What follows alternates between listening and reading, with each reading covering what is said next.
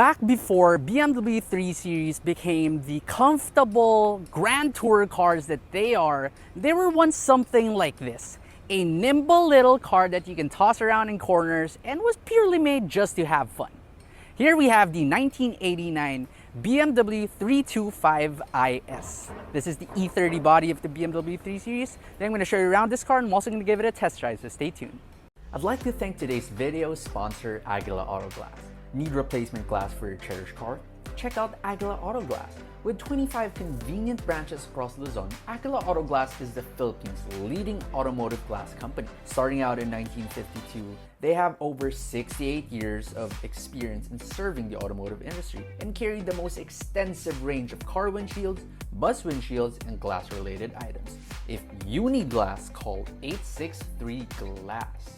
Now from the front of the E30, the first thing you'll notice here is just how small these kidney grills are. If I put my palm right next to it, as you can see, it can cover it. It's just nowhere near the buck teeth that we get in modern cars such as the new 4 Series. You get this eyebrow atop above your lights. You get French lights and these yellow ones. You also get what they call the city lights, or this smiley face right here. Really nice touch. An M badge and also an M Tech bumper right here with matching fog light. Now when you move on over to the side of the car, I still kind of have to crouch down because of how low this car is. And the first thing you'll notice here is just how short this entire car is. This is around 17.6 inches shorter than your modern 4 Series, the coupe version of, well, the 3 Series, the G22 body. And right here, first thing you'll notice here, next to the size and the length of this, look at the windows on this car.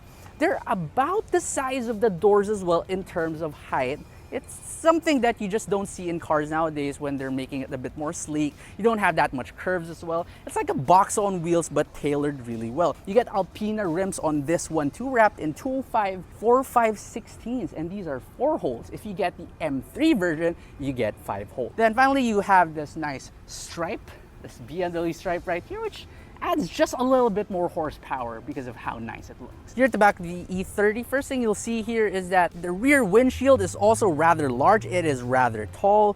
Down here you can see that there is also more of that BMW stripe.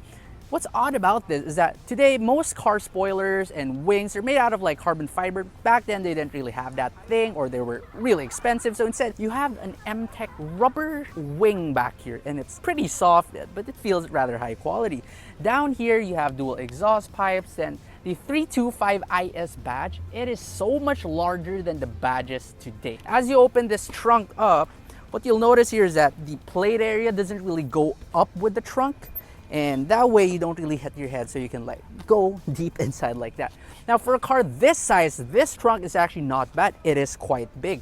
And not just that, you even get like a full-size spare tire back here. And you also get a rather complete, just missing one piece, toolkit back here. To open up the hood of the E30, it's unlike your modern car. So first you pull the latch inside as usual, then you move the hood forwards and then up like that. And now under the hood, you have this 2.5 liter M20 B25 inline 6 engine producing 171 horsepower and 226 Newton meters of torque. This is in comparison to the M3 version of this car making 200 horsepower, but that car only gets an inline 4 with around 2.3 liters. Now this one also gets some more modern upgrades. So you have this Miller Motorsport MAF upgrade right here. You also get some header upgrades and also an aluminum radiator. So now entering the E30 could be a little bit tricky because it is quite low, but once you're settled in here, first check the door thud. It's very much like what you'd expect from an old Euro. So it sounds both scary but also reassuring at the same time. Anyway, now let's start the car up. One click start like that. Sounds really nice. Let's turn on the AC. Now the interior of the E30, you should not expect it in any way to be anywhere near your modern 3 Series. So it's a very Spartan interior and it's very driver centric. So everything faces you, the driver. Now your steering wheel, this has been rewrapped, reupholstered, so you get that M Tech stitching all around it. But it is very basic. You have your horn buttons on the side as well. Your speedometer, unfortunately for this speedometer, the speedo itself, for the speed, it stopped working. So I have no idea how fast I'm going when I'm driving this car, but everything else in this car pretty much still works. Up top, you have this really cool plate right here. So it's as if you're in those things in airplanes where it's gonna tell you what is malfunctioning. You even have like this check button to make sure that all the lights there are still working. It's really cool. Down here you have this like aftermarket radio from, I believe this is from a Z3, and it's even retrofitted with a Bluetooth unit. You have a really old school looking clock right here, nothing fancy. This has been installed with these aftermarket gauges as well. You get power windows in this one. Your shifter has been replaced to a short shifter. This is quite expensive. They got us from eBay. Your seats, these are M-Tech seats as well. They fit incredibly snugly. The headrest is also nice and quirky. There are nets behind it. Really like that. Finally, the doors in this car. Now the doors, they are really thin. Everything about it just screams old school. And the way you open this door is quite odd. You can't reach this door handle. It's going to be really awkward for your hand. Instead, BMW designed it so that you're going to use your opposite hand to pull on the door handle, forcing you to look outside first for any hazards. Entering the back of the E30, it's actually not that hard, but yeah, it's a bit of a challenge because it is a two-door version. But back here, once you pull these seats, it's actually not bad. So this car looks incredibly small from the outside, but because this car still uses the old school trailing arm suspension, it doesn't really eat into passenger space that much. And I'm 5'6", but look how much legroom I have. I have around like 4 or 5 inches of legroom in a car this small. That is really good. That's quite impressive. Up top, my headroom is also really good. Then I have like this like really small ledge that can act as my armrest. Now, thankfully, I do get seat belts at the back, but I do not get the headrest. Maybe that wasn't really a thing back then. And can you see 3 people back here? Despite this car being incredibly tiny, again, yes, you can see 3 people back here. The seats are also really nice and soft, very typical of cars from the 70s and 80s. One cool trick that this particular car right here has that not a lot of E30s have is that this window right here, you can actually open it by just pulling this one, then pushing this out just like that. Really nice. Driving the 1987 BMW 325IS. Now, the first thing you'll notice when you drive this car is just how different it is from your modern 3 Series. Although this car is a 3 Series, it feels nothing like that. Sure, you might say that it feels more like a 1 Series, but even a 1 Series just will not cut it. The way this car feels, the driver involvement you feel in this car, and the way that everything is just simply unrefined adds to the experience of this car. Modern BMWs, they're all about the comfort, the noise suppression, how happy you will be, how happy your back will be after a long trip.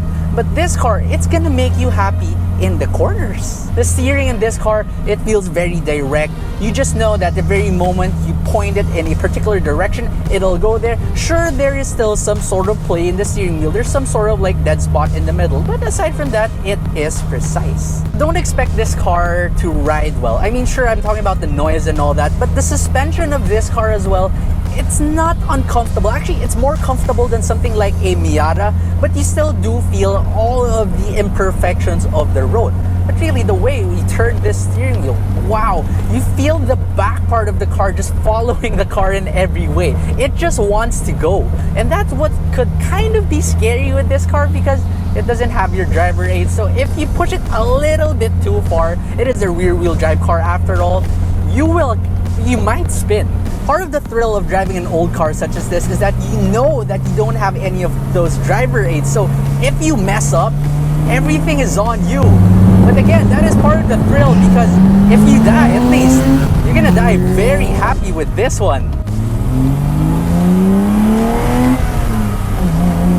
It's not particularly fast, I'll give you that, but it will definitely put a smile on your face. The brakes, they're a bit shoddy too, honestly, if you compare them to like modern brakes. But for an old car like this, the brakes are better than I expected. Just listen to the sound.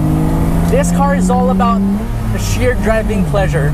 It's amazing. I have no idea how fast I was going, and I don't know my fuel economy either. This car is not one of those cars that you need to know how fast you're going.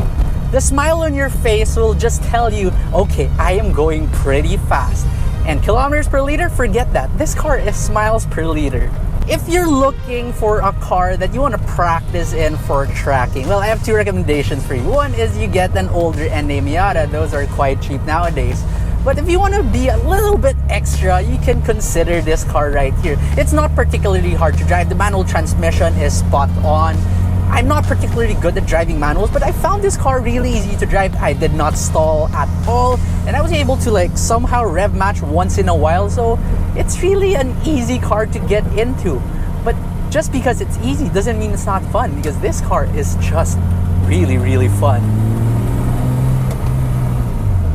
I know that this car, if you're maybe in your like 30s or 40s now, this might have been your childhood hero. But this is one of those cars that just makes you remember not to meet your childhood hero, because before, when you saw the first time the M3 was released, chances are you thought that that car was blazingly fast. But this one alone, although it's not an M3, it is in inline 6 after all, but it simply is not a fast car. But that's not really the point of this car. The point of this car is for it to be really fun and tossable around all the corners that you can throw it at. Don't forget that this car is a very light car. So despite this one only having around 171 horsepower, you're not going to be lacking in any way. Sure, it's not going to be like modern M3 performance in any way, but this thing weighs around 1,300 kilograms, more or less, somewhere around that figure. And that translates to a car that you can just toss around the corners, you can floor it once in a while. Again, you're not going to be very comfortable with it, but it's really not bad. It's still something livable. So you want to get an E30 and you're thinking of what to get. Well, I say you still look for a manual, and these 325i's, especially here in the Philippines, they are quite rare. But here's the thing. Do you want comfort? Are you looking for a comfortable European car? Then you should go for more modern BMWs instead. You want a little less driver intervention, you can go for something like the E36. But if you want to take it up a notch even further and you really don't care about the stuff like comfort, this car is the one that you should get. You have the unfortunate experience of having your windshield or any of your automotive glass cracked. Perhaps someone threw a rock at you and now you have a bad crack at it. Maybe you have a classic car with aging weather strips and you need new weather strips and wipers as well. Then just check on out Aguila Auto Glass. Today we've come to their Pasig C5 store to show you just what they have and what you need to tell them for them to be able to give you a fresh set of glass and weather strips. Now we're here with Sir Emil. And Sir Emil, so tell me, when people come here and they need a new windshield, what do they need to provide? Like the make and model of the car, the year, what do they need? Basically, when the customer arrives, we will check the, for example, the windshield, if what model and what year model for that windshield. And then we will make a quotation. The quotation includes the price for the windshield, for the other materials like sealant and adhesive, and for the labor for installation. Okay, sir. Now, question is, do you have almost all types of windshields here? For example, I come in a Toyota Vios, a Toyota Innova, or a Fortuner. Yes, Will we you have that in stock? Yes, sir, we have. What about European cars like BMWs, Mercedes-Benz? You also Yes, sir, we have. We have an array of at least 5,000 models of our. That's a lot. Yes, sir, 5,000 models. But are there any cars that will need to be ordered first? For example, if I come in a brand new 2021 all new Fortuner and you don't have the windshield yet, how long do we have to wait more or less to have the windshield come in? First, see the car model and we will measure the windshield. And then the process is we will order that 3 months or to 6 months. That long? Yeah, 3 that's months. long. But once it arrives, sir, how long does it take for you to install it in the car? Less than an hour. Less than an Yes. hour. Now, do you have any idea compared to, let's say, casa prices or dealer prices, how much cheaper are you? Maybe 50%? We're at least 50% or more cheaper. 50% at least 50% cheaper. Or more. But the quality, I assume, is the same. Yes, yes. Exactly the same. Yes, sir. We do tint works there. It's an air-conditioned room for tint works. So anyone can just come here, book an appointment, have their tint as well? Yes, sir. So it's a one-stop shop for Yes, all sir. their windshield Yes, sir. needs, yeah? Yes, sir. Okay, then thank you again, Sir Emil. So next time, Thank you if very you much. need windshield, weather stripping, wiper, or even tint, just come here to Aguila Auto Glass.